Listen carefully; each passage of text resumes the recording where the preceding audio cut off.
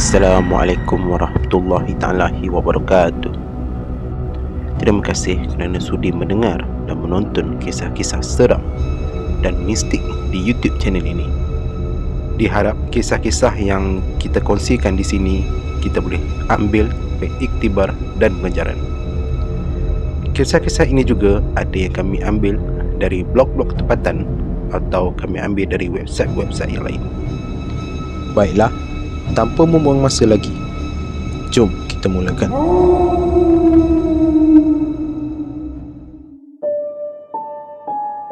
Kisah kali ini adalah kisah yang kita ambil daripada penulis yang kita namakan sebagai Momo. Assalamualaikum semua. Nama aku Momo. Hari ini aku rasa macam nak bercerita tentang kisah seram aku.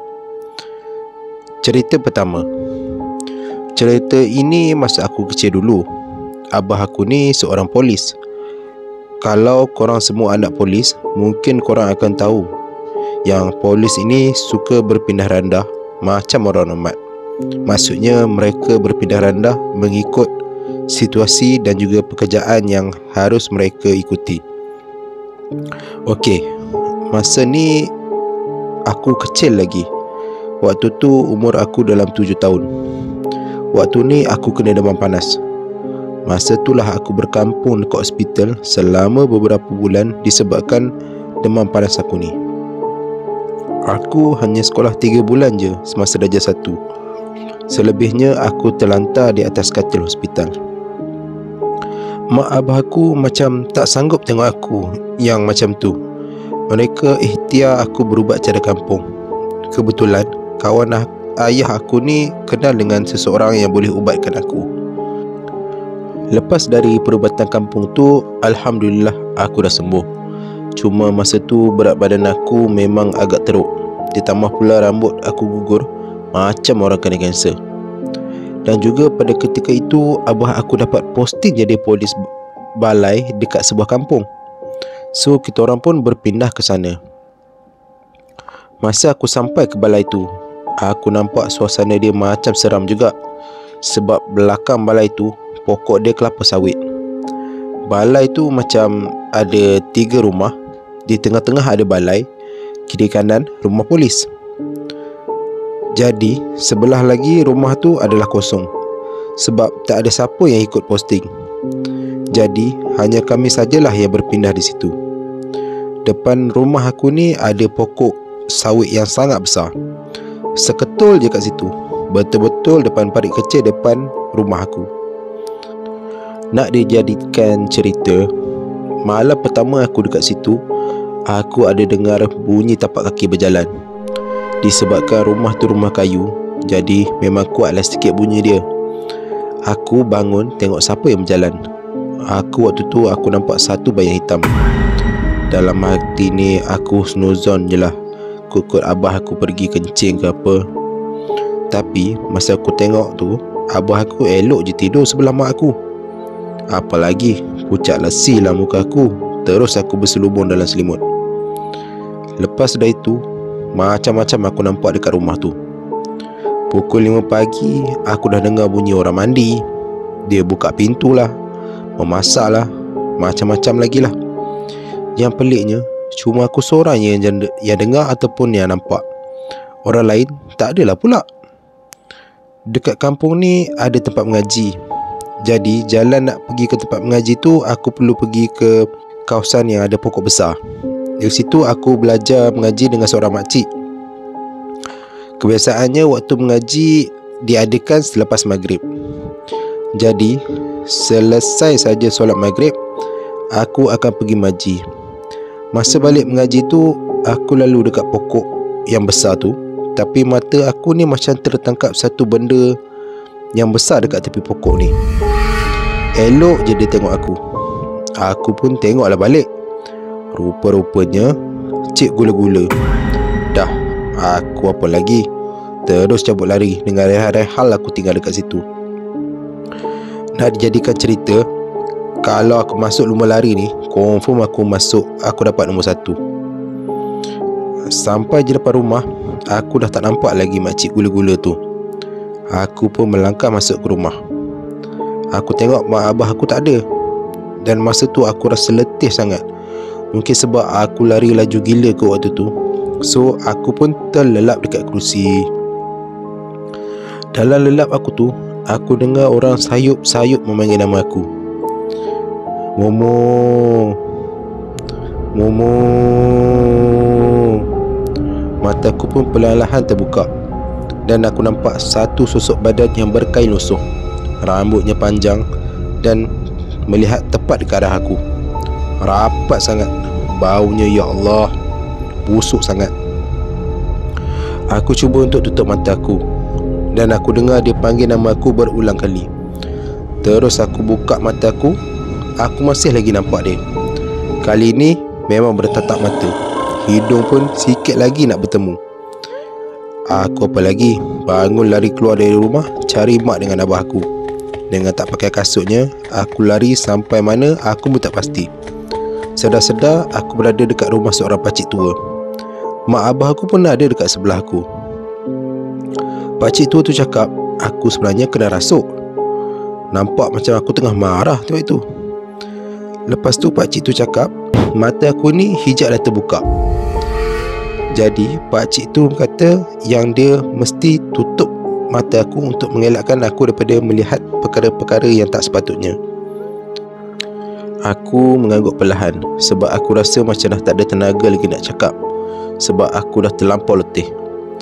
Pakcik tua tu memotong limau nipis, lepas tu dia letak dalam air. Aku dengar mulut dia terkumat-kamit membaca surah, dan air tu pun disapu ke muka aku.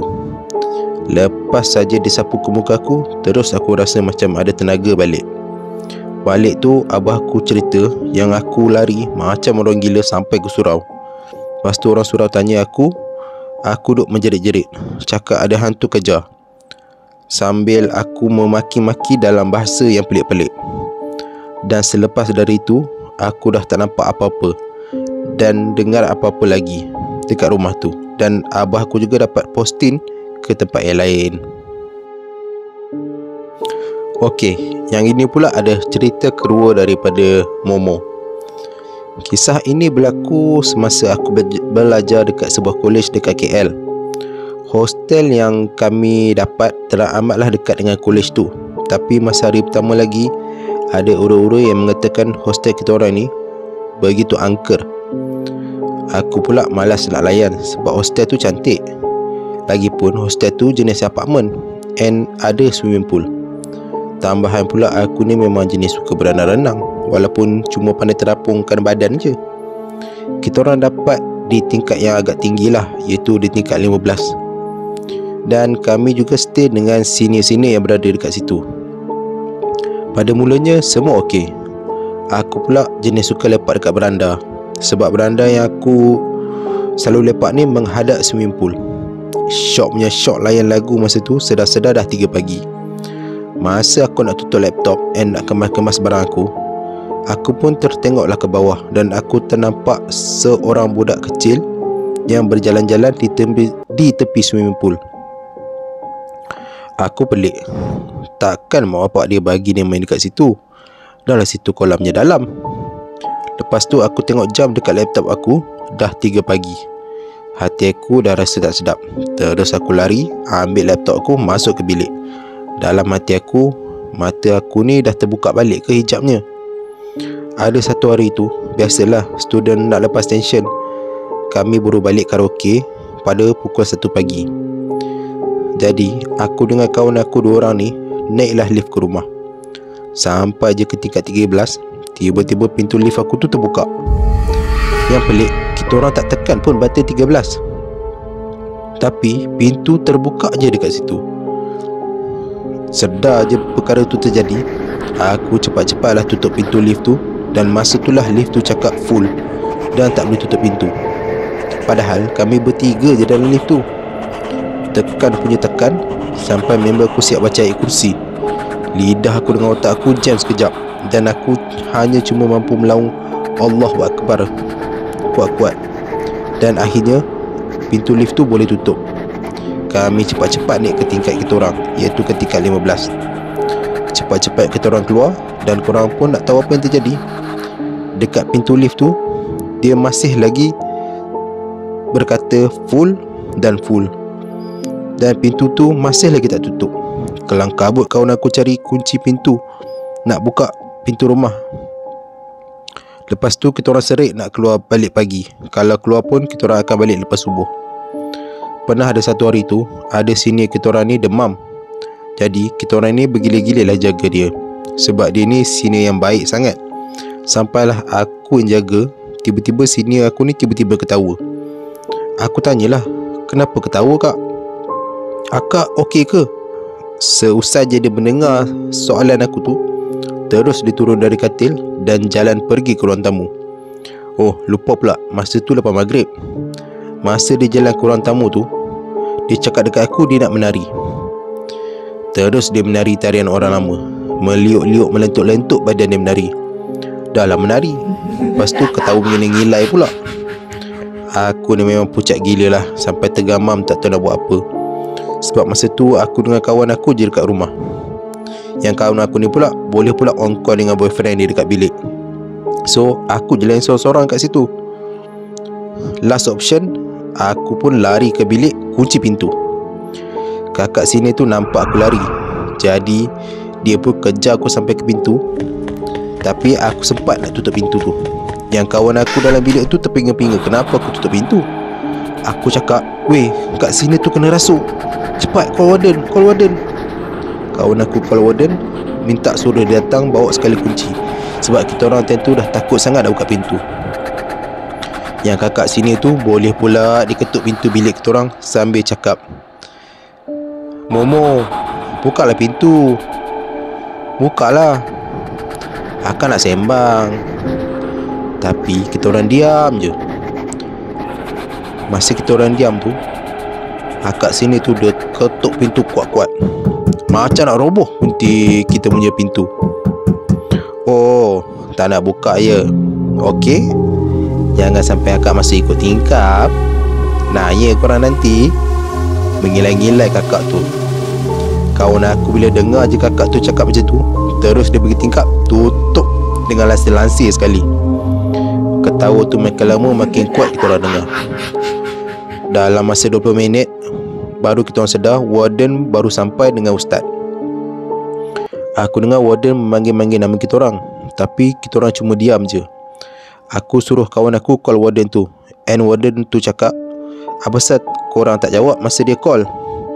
Terus kawan aku cakap, ingat hantu tu nak tipu kita orang. Lepas tu aku dengar ustaz membaca surah-surah yang lazim, supaya sambil dia membuka pintu perlahan untuk tengok keadaan akak tu. Muka akak tu dah lain. Dia tu asalnya putih melepak, tapi masa aku tengok tu, muka dia macam gelap. Lepas tu mata dia macam besar gila. Ketawa, ketawa dan ketawa. Aku terdengar ustaz baca surah sambil dia menari dengan bahasa yang aku sendiri pun tak faham. Lepas tu ustaz tu baca satu ayat untuk biarkan akak tu sampai terus duduk. Ustaz tu suruh kita orang pegang. Ya Allah, waktu tu memang aku cakap kuat betul tenaga akak tu melawan. Memang naik lenguh tangan kita orang masa pegang akak sini tu. Lepas tu ustaz tu tanya, kenapa kau kacau akak dalam badan ni? Lepas tu syaitan dalam badan aku cakap, yang kakak ni pengotor. Oh, barulah aku faham. Yang sebenarnya kakak ni pet tak basuh, singki dia pula kotor. Jadi memanglah benda tu suka. Sebab tu benda tu suka duduk dekat sini, disebabkan akak sini ni bila period tak basuh. Katanya, aku nak darah, aku nak darah. Sedap katanya, sambil dia ketawa. Ustaz pun tengok kita orang. Aku buat tak tahu je, sebab bukan aku yang buat semua tu. Tapi memang aku akuilah sini aku ni memang baik. Cuma dia ni agak pengotor. Bengang juga kadang-kadang aku yang kena kemas dapur semua tu. Tapi itulah, ustaz tu cakap bila dia suruh setan tu keluar, ustaz tu cuba membaca surah-surah dengan mengeluarkan botol mineral kosong dan cuba tarik setan tu keluar daripada badan akak tu. Alhamdulillah, lepas akak tu sedar, Tapi dia nampak seperti macam blur je. Jadi itulah kisah aku semasa aku berada di college. Terima kasih.